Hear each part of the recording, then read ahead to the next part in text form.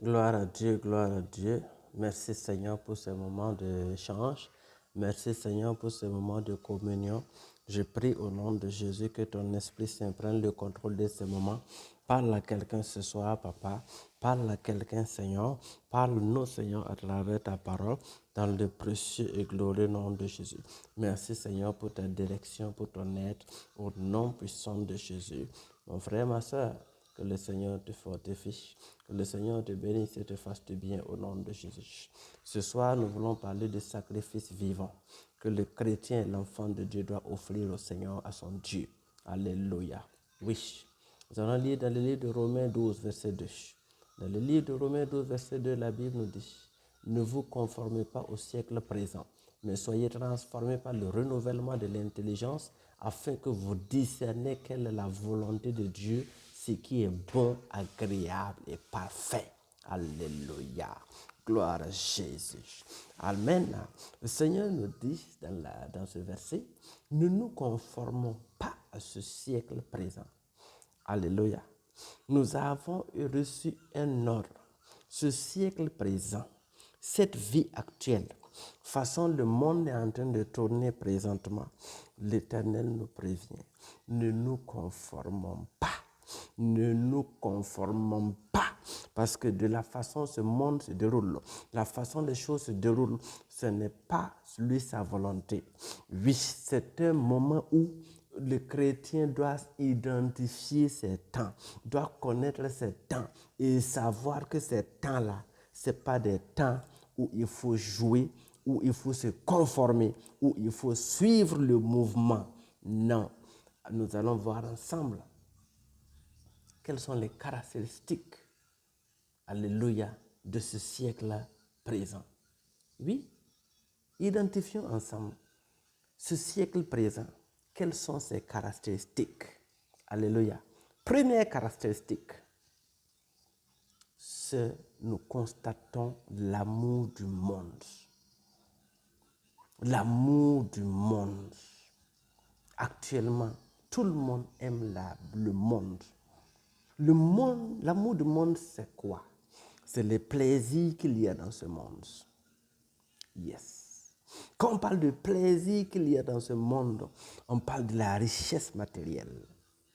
Oui, posséder de grands immeubles, posséder de belles maisons, posséder les derniers véhicules électriques, posséder les dernières générations de portables, posséder les plus grandes églises au monde climatisées avec 1 million de personnes par culte par jour, ayant au moins 5 cultes, au moins 6 cultes par jour. Est-ce que je parle à quelqu'un?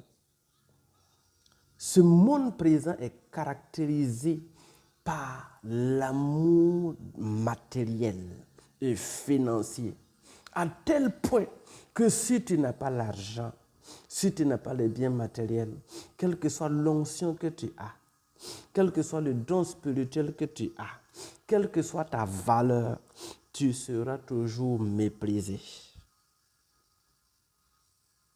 L'amour de ce monde. L'argent a pris le dessus de tout.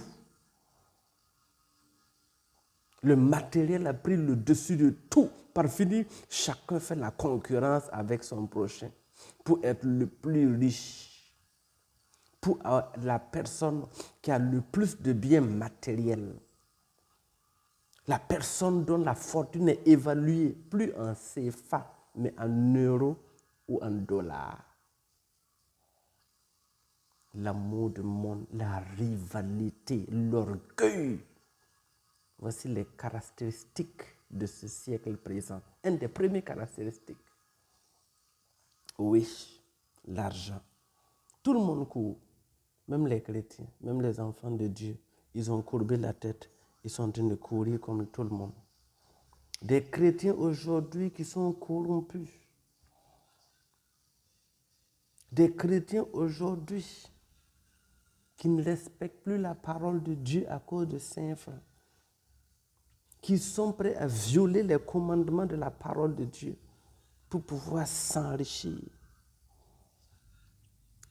Des gens qui sont prêts à aller commettre des péchés pour avoir l'argent.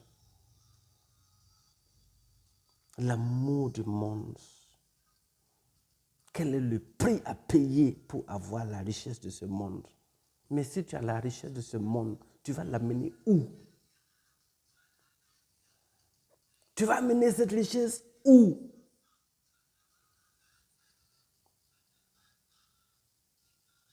Alléluia. Le prophète Élie, Naaman est venu avec l'argent. Il dit, Naaman, répare avec ton argent, répare avec ton trésor, répare avec ta richesse et laisse ta lèpre dans l'eau. Géasi n'a rien compris. La vie spirituelle à laquelle Dieu nous a appelés n'est pas une vie où nous devons courir derrière l'argent. Nous sommes déjà riches. Même si la richesse n'est pas matérielle ou physique, que tout le monde peut voir. Naaman, le général de l'armée syrienne, le chef d'état-major général de l'armée de Syrie, est venu devant Élie, le prophète Élie, qui était dans une casse. La Bible nous dit qu'Élie n'avait pas grande richesse par rapport à Naaman. Mais quand il est allé, le prophète Élie n'a même pas trouvé qu'il était digne même de recevoir Naaman. Parce qu'il a considéré Naaman comme une personne sans valeur, qui a perdu son âme, qui a perdu sa personnalité, qui avait besoin de salut, qui avait besoin d'être sauvé, qui avait besoin d'être délivré. Quand tu as la puissance spirituelle, quand tu es en Christ Jésus, même si tu n'as pas à manger, tu es plus puissant, tu es plus riche, tu as plus de valeur aux yeux de Dieu que celui qui dort dans R+17, qui a 24 gardes du corps, qui a des comptes bancaires en Europe, aux États-Unis, en Chine. L'argent, Dieu ne regarde pas l'argent.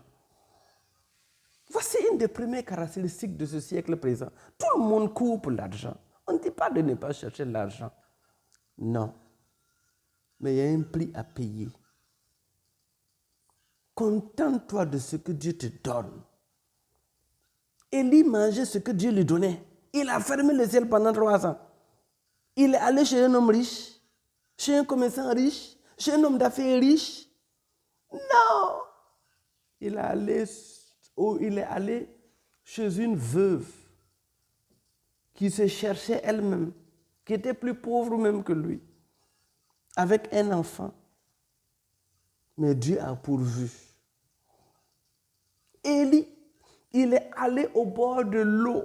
Les corbeaux lui ont amené à manger. Il a mangé le pain que le corbeau l'a amené. Et il buvait l'eau du torrent. Il était en meilleure santé que ceux qui avaient leur table garnie tous les jours.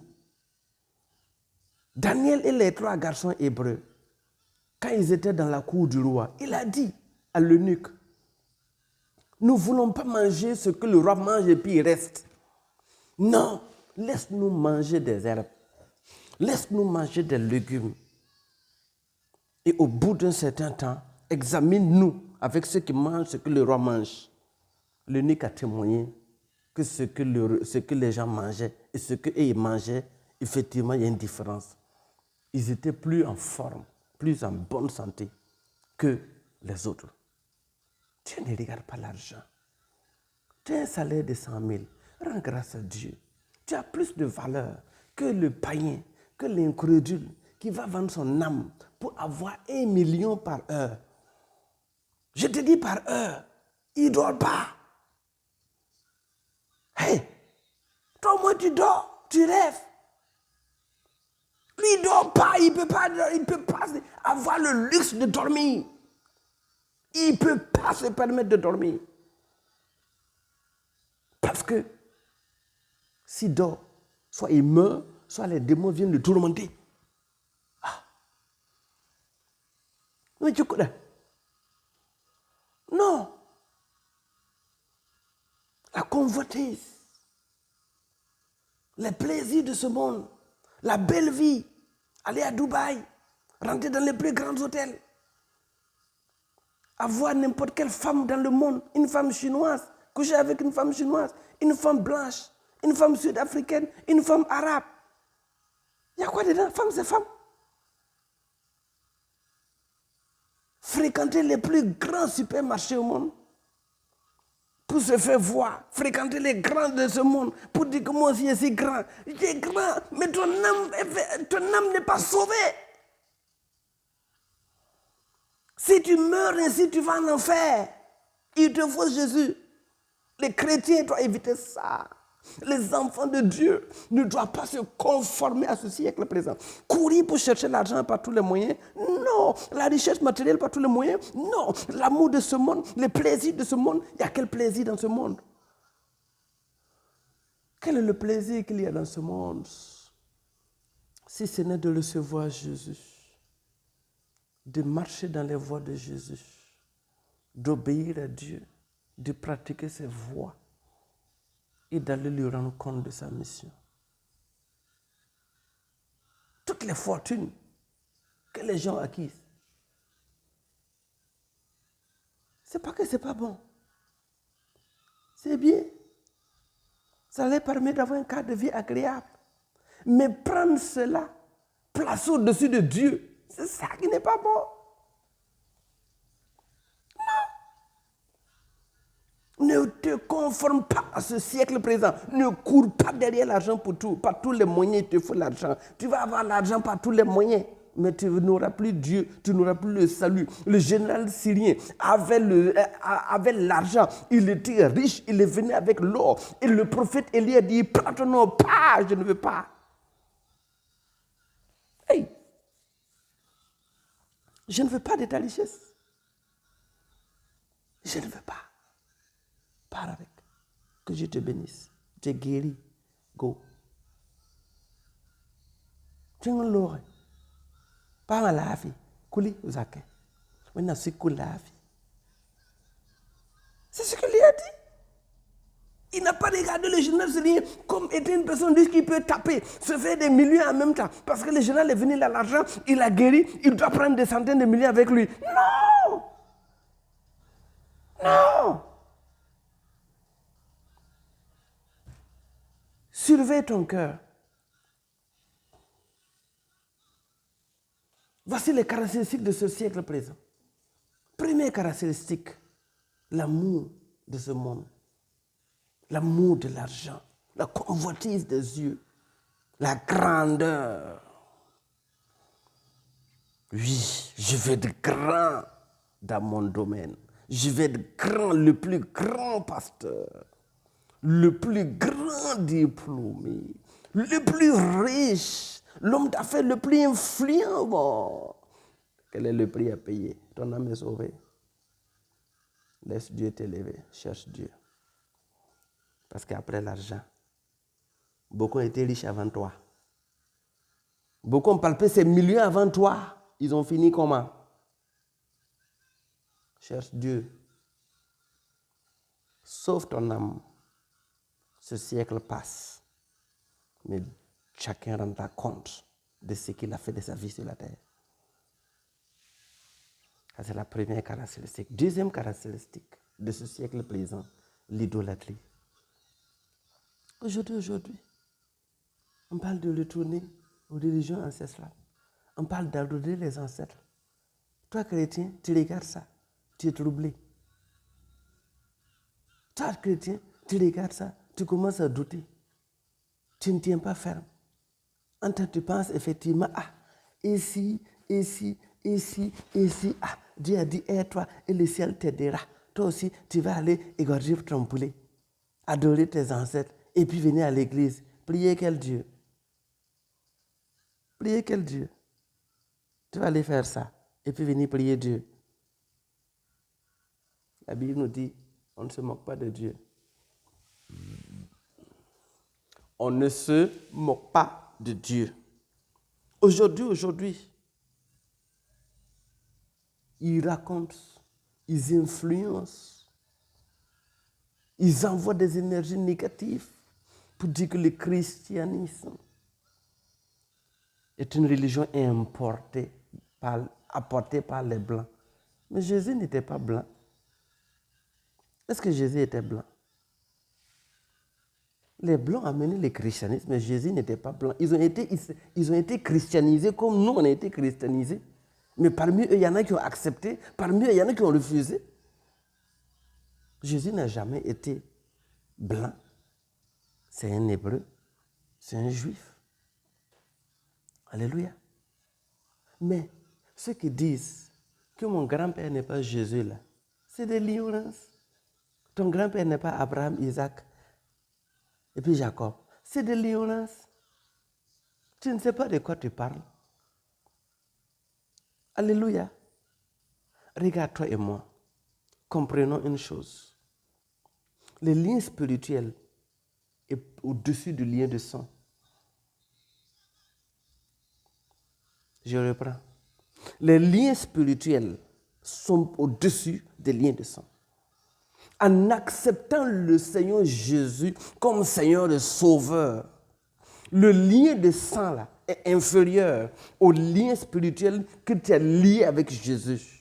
Ça veut dire que les esprits familiaux, les esprits de tes ancêtres que tu adores, alléluia, sont inférieurs au lien spirituel que tu as tissé avec le Seigneur Jésus. C'est pourquoi, quand le Seigneur Jésus vient, quand tu l'acceptes, il absorbe tous ces esprits familiaux-là et ils disparaissent. Ils ne peuvent pas agir. Ils n'ont plus aucun droit sur toi. Ils n'ont plus aucun pouvoir sur toi. Parce que la Bible nous dit, quand tu donnes ta vie à Jésus, tu es mort et tu es ressuscité. Et ta vie est cachée en Christ. Christ vit en toi et toi tu vis en Christ. Christ en moi l'espérance et la gloire. Ça veut dire quoi? Ce n'est plus toi qui vis, mais c'est Christ qui vit en toi. Ton ancêtre a quel pouvoir sur toi? Quel ancêtre va venir réclamer quoi sur toi alors que Jésus est en toi? À moins que tu n'aies pas reçu Christ. Je te défie. À moins que tu n'aies pas reçu Christ. Si tu as reçu Christ, il vient, il habite en toi et les ancêtres dégagent. Avec toutes les puissances qui t'effraient. Les ancêtres ont quelle puissance que tu n'as pas? Ils ont quel pouvoir? Jésus a existé avant eux. Jésus a dit aux sacrificateurs, aux scribes, aux pharisiens, avant Abraham, j'étais là. Ça veut dire quoi? Avant ton grand-père, avant tes ancêtres, Jésus était là. Tu vas dire que je suis fou. Je ne suis pas fou, je t'explique la parole de Dieu. Jésus était là. Avant ton grand-père, avant tes ancêtres, Jésus était là. Au commencement des cieux et de la terre, il était là. Ah. Aujourd'hui, on manipule les gens.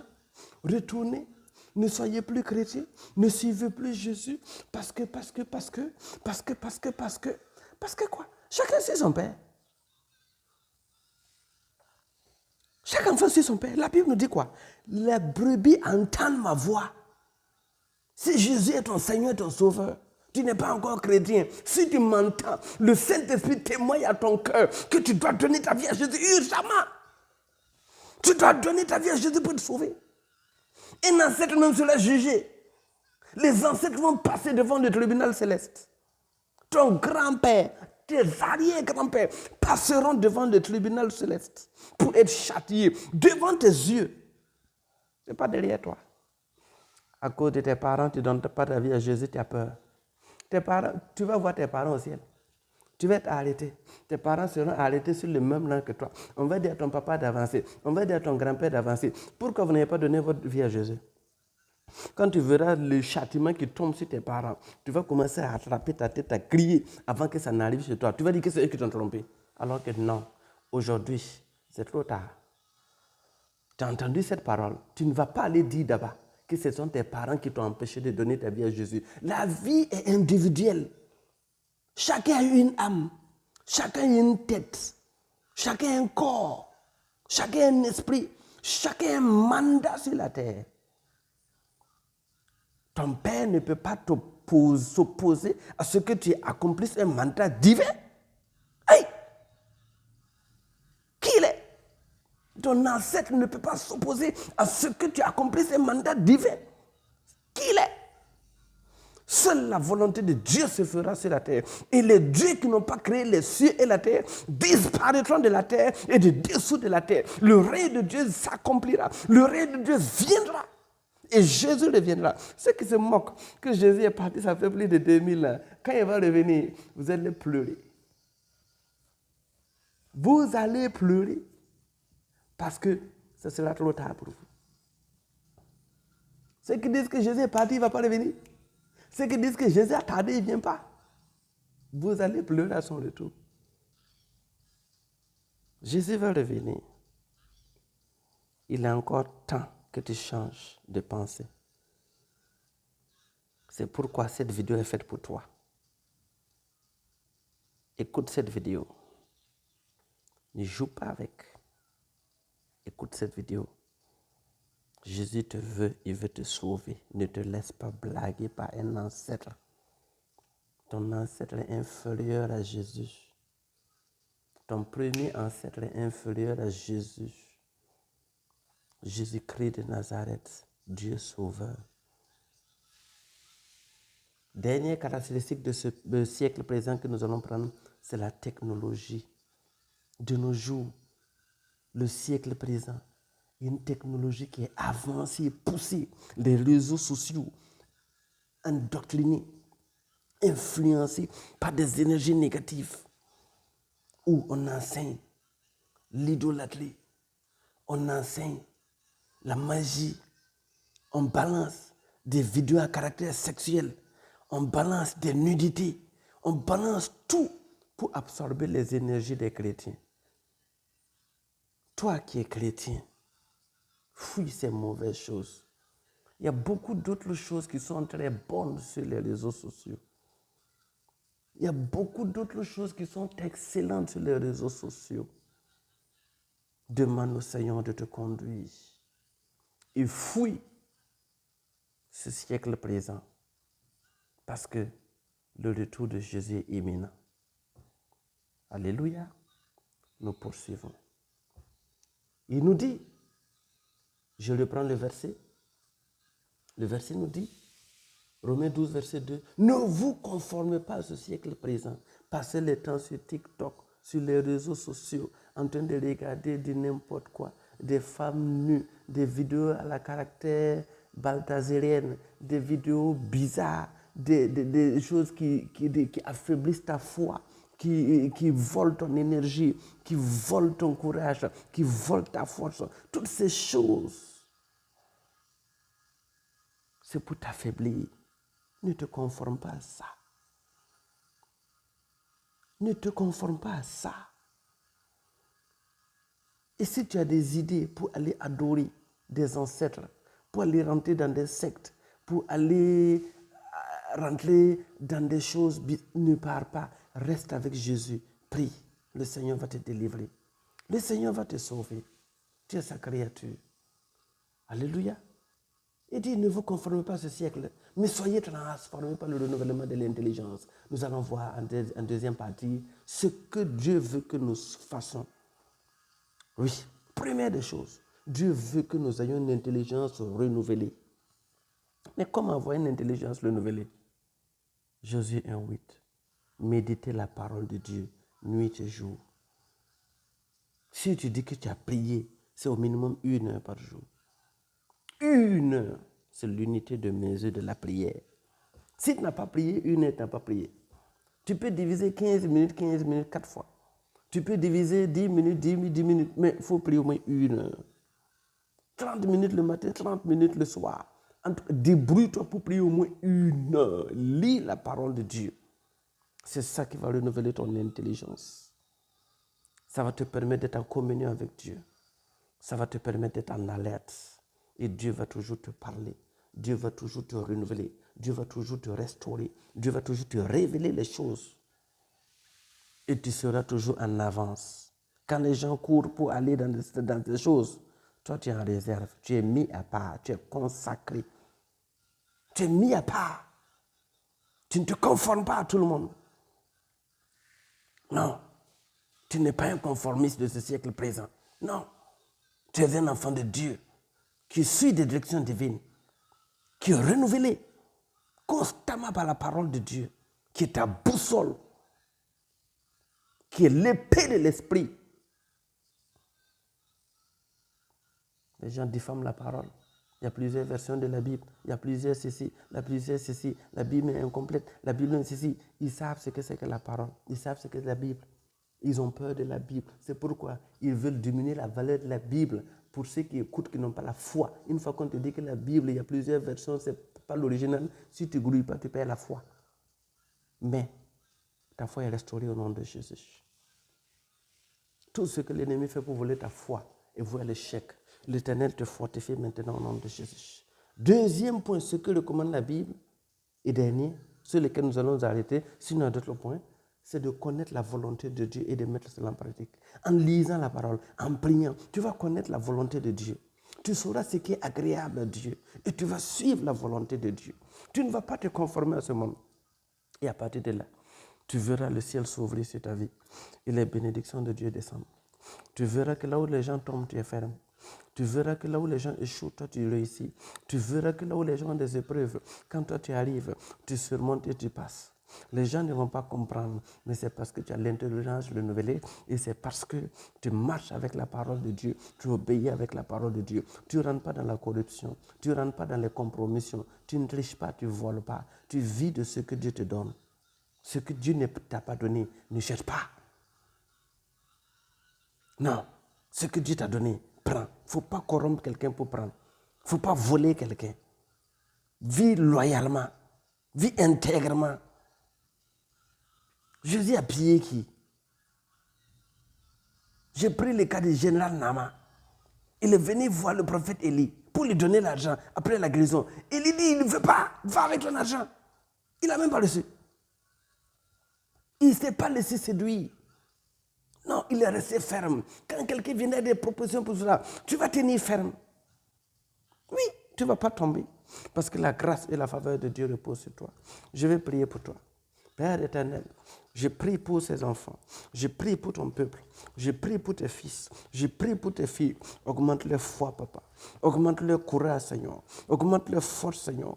Toutes les armes spirituelles que l'ennemi leur a volées à travers les vidéos, à travers les faux enseignements. Seigneur, que les armes spirituelles soient restaurées. Que leur foi soit restaurée. Que leur courage soit restauré. Au nom puissant de Jésus. Tout ce que l'ennemi a sémé dans leur vie pour détruire leur foi, pour détruire leur forteresse. Seigneur, je déracine et je détruis. Au nom puissant de Jésus, ta foi est restaurée. Tes forces sont restaurées. Au nom de Jésus. Si tu es malade, mets ta main là où tu as mal. Au nom de Jésus-Christ de Nazareth, je libère l'onction de la guérison. Je libère l'onction de la guérison. Reçois la guérison. Reçois la guérison. Reçois la guérison. Reçois la guérison. C'est au nom de Jésus-Christ de Nazareth. C'est au nom de Jésus-Christ de Nazareth. Reçois la guérison. Reçois la vie. Tu ne mourras pas. Tu vivras au nom de Jésus-Christ de Nazareth.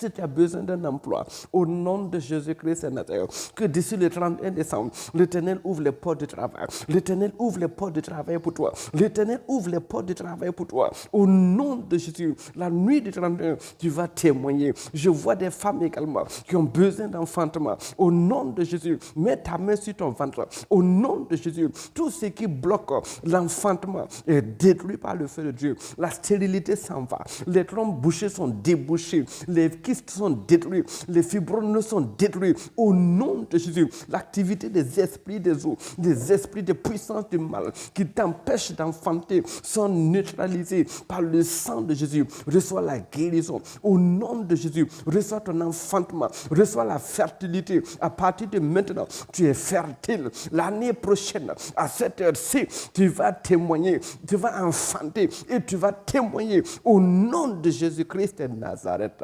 Reçois la grâce et la faveur de Dieu. Reçois la visitation de Dieu, reçois l'onction de Dieu au nom de Jésus. Que l'Éternel te remplisse de paix, que l'Éternel te remplisse de joie. Les foyers en conflit, recevez la paix. Ces conflits disparaissent au nom de Jésus. Recevez la paix dans vos foyers, recevez la paix dans vos foyers, recevez la paix dans vos foyers, recevez la paix dans vos foyers au nom de Jésus-Christ de Nazareth. Au nom de Jésus-Christ de Nazareth, l'Éternel vous guérisse, l'Éternel vous bénisse et vous fasse de bien. Au nom puissant de Jésus, j'ai prié. Amen. Allez, bye bye. Bonne suite.